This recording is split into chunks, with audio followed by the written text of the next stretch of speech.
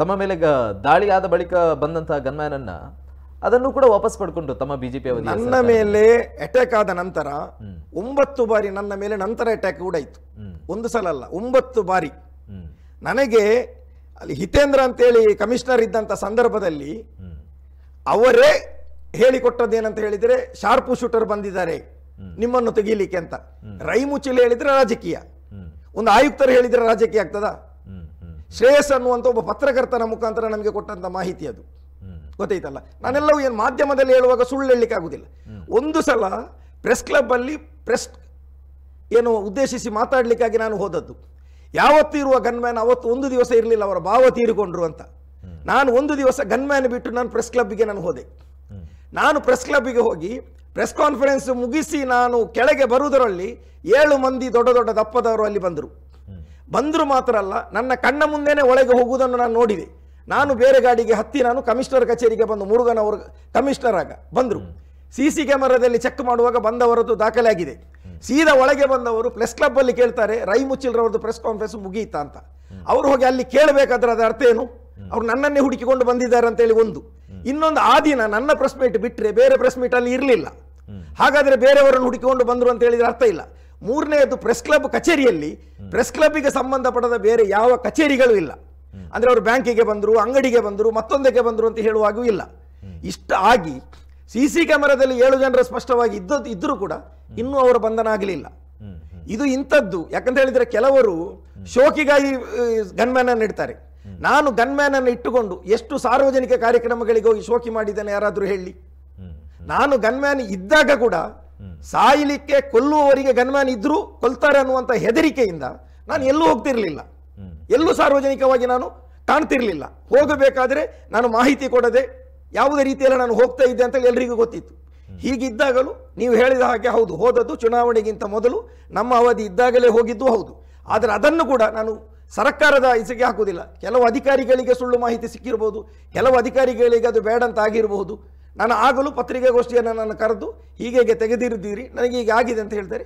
ನಂತರ ಏನಿಲ್ಲ, ದೇವರು ನಮಗೆ ಇಷ್ಟು ಆಯುಷ್. ಈಗ ನೋಡಿ, 1 ವರ್ಷದ ಹಿಂದೆ 2 ವರ್ಷದಿಂದ ಕೊರೋನಾ ಬಂತು. 95% ನನ್ನ ಲಂಗ್ಸ್ ಹೋಗಿತ್ತು, ಹಾರ್ಟ್ ಹೋಗಿತ್ತು. ICU ಅಲ್ಲಿ 14 ದಿವಸ ಇದ್ದೆ. ಗುರು ಡಾಕ್ಟರ್ ಮೊಹಮ್ಮದ್ ಇಸ್ಮಾಯಿಲ್ ಅನೌನ್ಸ್ ಮಾಡಿ ಹೇಳಿದ್ರು, ಫ್ಯಾಮಿಲಿಯವರಿಗೆ ಕರೆದು ಎಲ್ಲರೂ ಬಂದು ನೋಡ್ಲಿಕ್ಕೆ ಹೇಳಿ, ಇನ್ನು ಬದುಕಿದ್ರೆ 24 ಗಂಟೆ ಅಂತ. ಇಡೀ ಮಾಧ್ಯಮದಲ್ಲಿ ನಾನು ಸತ್ತು ಹೋಗಿದ್ದೇನೆ ಅಂತ ಹೇಳಿಯೇ ಬಂತು.